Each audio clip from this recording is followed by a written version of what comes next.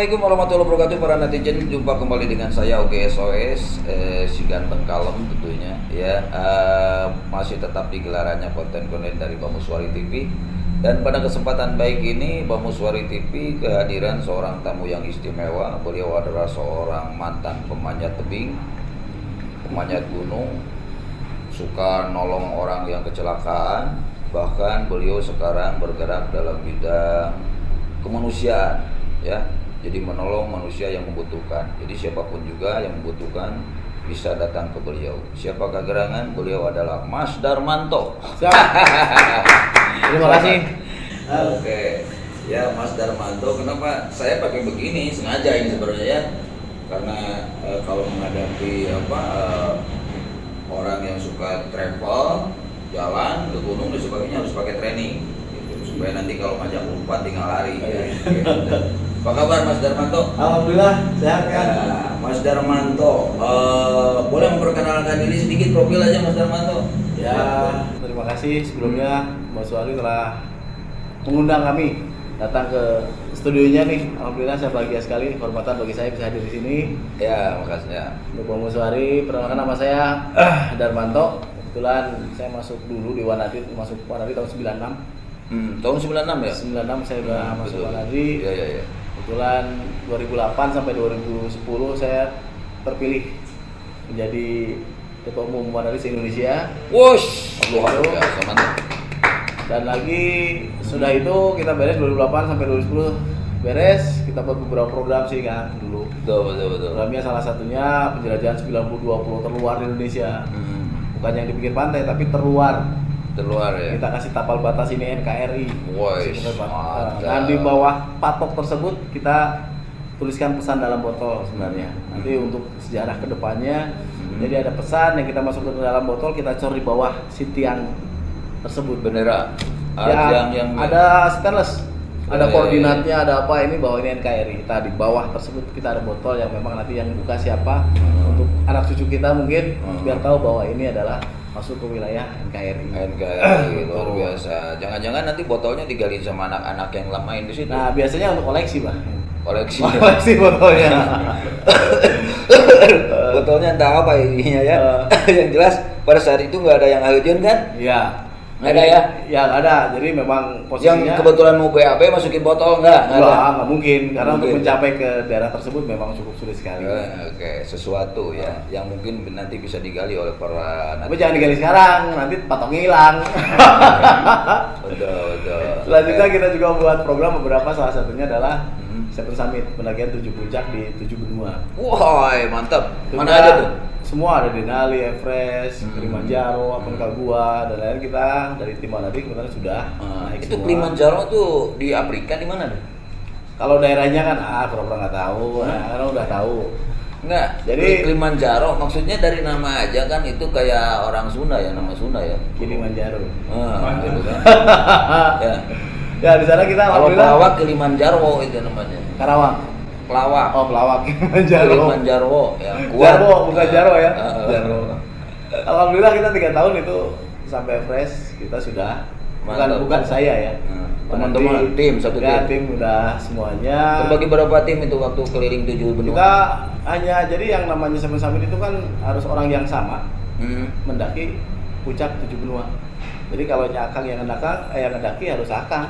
Kalau punya Akang gunung ini udah bukan Seven Summiter.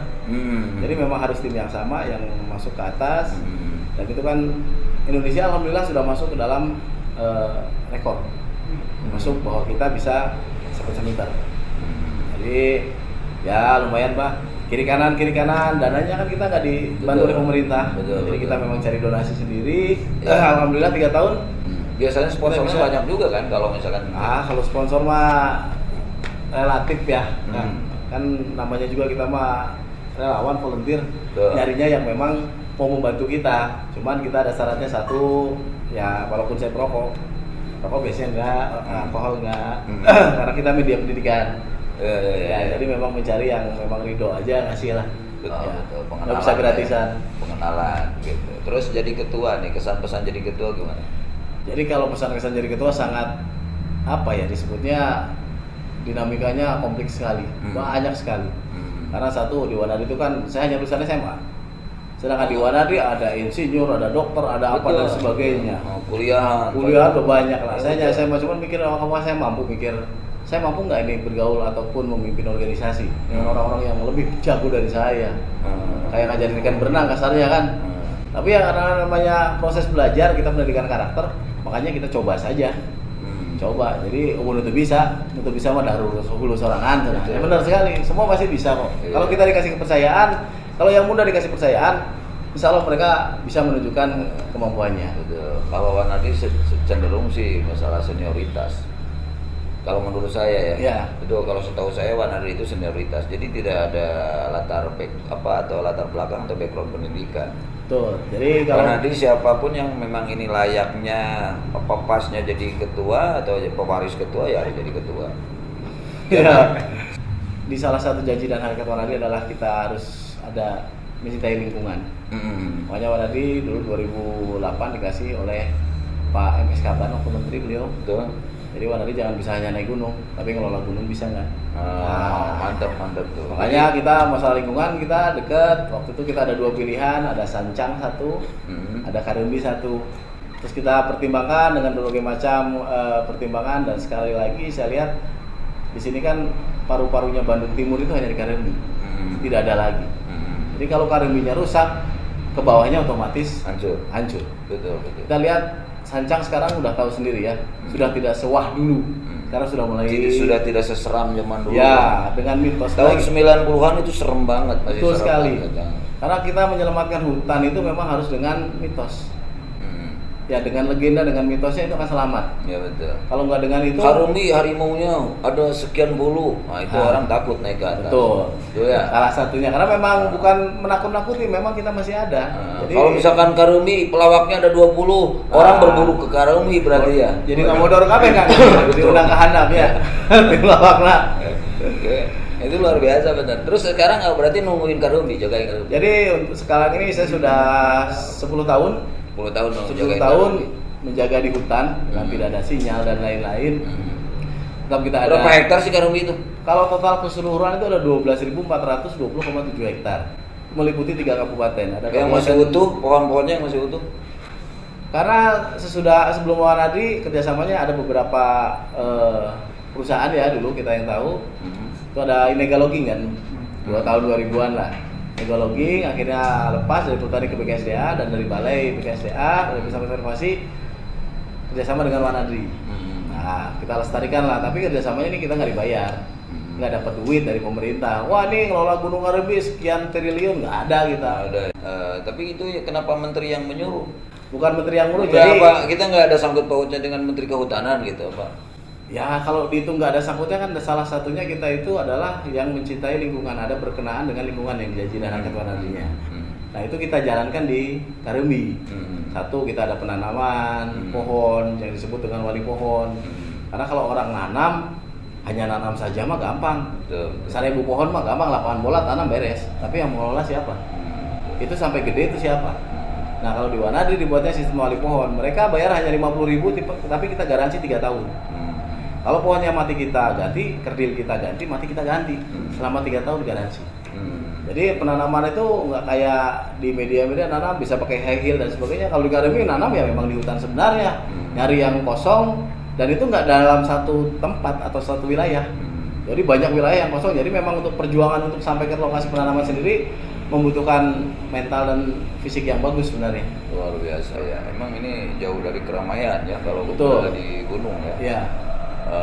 Jadi sedikit harus menginuk kepada ilmu Tarsan. Ilmu Tarsan. Udah pernah kelaparan di gunung belum? Kalau namanya di kelaparan di gunung sudah beberapa kali kita sebelum masuk ke Wanadi ataupun sudah masuk ke Wanadi kan namanya ya sama ya. Dulu sekarang sama kan? Betul. Ya, maksudnya udah pernah belum kelaparan di gunung nih? Kalau kelaparan di gunung saya kira di gunung mau makanan banyak. Gratis. Ya. Kalau binatang yang di hutan alhamdulillah kan. Babi pernah? Babi mah tacal Islam saya itu menang. Berbicara Karembi ya karena sekarang kondisinya di Karembi ini. Kira-kira apa kendala yang dihadapi oleh teman-teman dalam menjaga ekosistem yang ada di Karimbi ini? Sebenarnya kendala ataupun tekanan, kalau kita sebut ya tekanan dalam kawasan, itu banyak sekali. Banyak sekali karena apa? Hutan kita itu perbatasan langsung dengan masyarakat. Ada sekitar 45 desa yang berbatasan langsung di seluruh Karimbi, ada di kan kita 3 kabupaten nih, Bandung, Garut, Sumedang, 3 kabupaten. Nah itu memang kendalanya banyak sekali, dari mulai kalau hitungan balai besar atau aturan undang-undang kan ambil pohon kayu nggak boleh, bambu nggak boleh, rumput nggak boleh, pakis, apalagi berbu dan sebagainya. Tapi kan kita juga harus membuka mata dalam artian itu aturan tidak boleh. Terus kebanyakan nih sekarang kan banyak tiap daerah itu menggarapkan hutannya itu menjadi sebagai hutan produktif. Itu menurut Mas Darmanto gimana? Kalau menurut saya pribadi, hitungannya kan kalau namanya merusak hutan itu dengan berbagai macam cara. Saya waktu kecil, saya masih kenal dengan yang namanya pohon-pohon rasamala dan sebagainya. Padahal dulu kalau misalkan jalan lewat gunung kan gitu, kiri kanan rasamala, kiri kanan rasamala gitu. Kalau sekarang udah pohon pinus, sudah apa yang memang notabene menurut saya bukan masalah kurang indah ya, tapi tidak berasa hutan ya. Betul sekali. Benar Kang, jadi alhamdulillah kalau di Karimbi karena hutannya masih asli dari sebagian, jadi masih ada rasamala puspat pinggir jalan. Kang begitu masuk ke Karimbi itu sudah disambutnya oleh beliau-beliau inilah. Rasamala puspa itu masih banyak sekali dan besar-besar sekali. Betul, harus ya. Ada ya. Karena memang hitungannya Bandung Timur, se-Bandung Timur boleh di citra satelit atau udara hanya Karimbi. Itu sungainya mengalir ke Cimanuk 1, ke Citarum 1. Makanya kita masuk ke sektor 21, itu sungai Citarik kan, itu kita pelihara banget bagaimana biar tetap airnya mengalir dengan jernih, masyarakatnya masih bisa memakai dengan baik airnya. Karena walaupun kemarau, alhamdulillah kalau di Karimbi air tidak pernah mati. Oke, udah berapa tahun di Karimbi? 10 tahun. 10 tahun ya. Sekarang masih kan? Sekarang alhamdulillah masih kita. Kalau misalkan ini ke bawahnya itu kan pinggir-pinggirnya kebanyakan sudah jadi pinus kan ya? Jadi kalau di Karimbi bukan di bawahnya karena dulu hutan produksi. Jadi tengahnya itu masih sebagian ada pinus. Ada pinus. Disadap juga kan? Nah, disadap itu sebenarnya kalau aturan blok, ada blok pemanfaatan, ada blok tradisional. Yang di Karimbi ini, sementara itu namanya blok pemanfaatan. Ya. Betul sekali. Jadi kalau untuk disadap, sebenarnya secara konservasi itu belum boleh. Walaupun sekarang ada penyadapan dan sebagainya, tapi kita punya surat resminya bahwa itu belum legal. Ya. Oke, jadi mudah-mudahan nih kepada bukan oknum ya, tapi mungkin yang coba memanfaatkan sebagai hutan lindung jadi hutan produksi itu ya lebih baik dipikirkan lagi. Karena apa? Ketahanan alam ini saya kira memang dalam satu wilayah itu harus ada beberapa titik. Betul. Supaya apa? Supaya biar menjaga ya tadi itu ketahanan air, tanah juga kan, pohon-pohonnya dan juga paru-paru alam dunia lah ya. Kalau gitu ya secara tidak langsung. Oke Kang, baik, terima kasih. Ini anggap perkenalan saja para netizen ya. Bukan hanya seorang Mas Darmantonya, tapi ini adalah berbicara masalah penjaga ekosistem sebagai penjaga pelindung dari paru-paru alam dunia. Maaf saya bilang pencipta alam. Atau tidak, entah itulah penjaga hutan atau apalah ya. Karena kalau saya bilang penjaga hutan kan bisi orang dikira satpam kasihnya ke Tarsan ya. Pengalaman kami di lapangan yang sudah kita lihat memang ekosistemnya terganggu. Yang pertama karena memang sumber makanannya sudah tidak ada. Karena selama ini mana ada monyet turun ke kampung. Mereka kalau di hutannya masih bagus, ekosistemnya masih berjalan dengan lancar dan baik, mereka tetap di hutan. Mereka juga tidak mau mengganggu dengan manusia. Tapi kemungkinan karena ekosistemnya terganggu, makanya mereka mulai turun ke wilayah masyarakat. Nah kalau wilayah masyarakat kasihan, mereka harus ngejaga setiap malam karena lagi panen tomat mahal ya. Maunya turun, babi hutan dan sebagainya. Karena kalau hitungan secara ekosistem yang ada di kita sebenarnya masih komplit di Karimbi. Kita elangnya masih ada. Elang Elang masih banyak kita. Bebetian. Terus bubutnya mareahan. Nggak ada hari terus buah-buahan. Kayak para manuk dudut, manuk naon itu kan ada masih ada. Betul kan? sekali, dulu masih banyak sekali itu makanan-makanan kayak gitu. Termasuk babi hutan juga kan dia nggak makan apa, sebenarnya cacing kan dia nyarinya. Betul. Ular masih banyak. Nah, sampai kita kan di sini sebutannya Taman Buru Karimbi ini. Di Indonesia itu dulu ada 14 taman buru se-Indonesia. Sekarang tinggal 11. Karena 3 berubah fungsi. Nah, tinggal 11. Dan se-Jawa Bali itu hanya Karimbi. Taman buru. Se-Jawa Bali. Dan kita punya pagar. Kenapa dikasih taman buru? Namanya Taman Buru. Taman buru. Iya. Atau karena memang tempat para pemburu? Kalau sebenarnya gini Kang, hitungan taman buru itu apa kan? Berburu itu kita pasti berpikirnya secara logika berburu itu nembak. Padahal kita ngambil foto itu udah berburu. Kita mancing itu berburu. Betul. Jadi bukan hanya bedil. Bedil mah panjang cari tanah. Harus ada izin dari Perbakin, kepolisian, BKSD dan sebagainya. Itu susah tentunya. Nah, kalau yang berburu itu dijagain nggak? Boleh apa enggak? Kalau hitungan resminya berburu itu tidak boleh. Di kawasan konservasi. Tidak boleh berburu. Boleh, ya? Betul sekali. Sekarang kalau orang lagi senang-senangnya megang senapan angin lah, nggak banyak. Lagi iseng nembak burung dimakan enggak, mati iya burungnya. Dampaknya apa ke pertanian? Mulai banyak ulat. Ya, banyak serangganya nggak ada, udah kebanyakan serangga karena burungnya udah nggak ada. Jadi ini sekali dinamikanya sangat kompleks lah. Dan kita di sini punya 45 hektar pagar rusak, ada 43 ekor, terbesar di Indonesia. Tanpa bantuan pemerintah kita bisa kembang. Masih ada nih. Masih kita kembang biakan udah ada 43. 43. Ya, Timorensis rusanya. Nah, itu udah kita pagar. 43 itu yang kembang biakan siapa? Dari kita, dari Wanadri. Yang tadinya hanya 8 ada yang jumlah lagi, ada tambah 20 terus sampai sekarang beranak 43, tapi 43. Rantai makanannya juga masih komplit. Dalam artian pakai kurban tuh. Wah, silakan. Karena kan dilindungi. Tapi yang saya bilang eta Kang, rantai makanannya masih ada. Kenapa saya bilang masih ada? 2015 kita dapat fotonya, kameranya, macannya masih ada, macan kumbang. Jadi dia masuk dari luar pohon, masuk ke dalam pagar. 3 rusa kita dimakan. Itu masuk kamera. Kita pakai kamera trap. Diambil lagi makan terus aja setengah 2 subuh, setengah 4 sore itu halal ya. Ya, jadi kalau misalkan di sana masih ada harimau, terus makan apa? Pecat kumbang ya. Rusa atau makan apa, itu mah halal saja kan dalam arti itu masih dalam satu ekosistem. Betul, rantai makanan ya. Tapi yang tidak halal itu ketika sudah manusia makan harimau.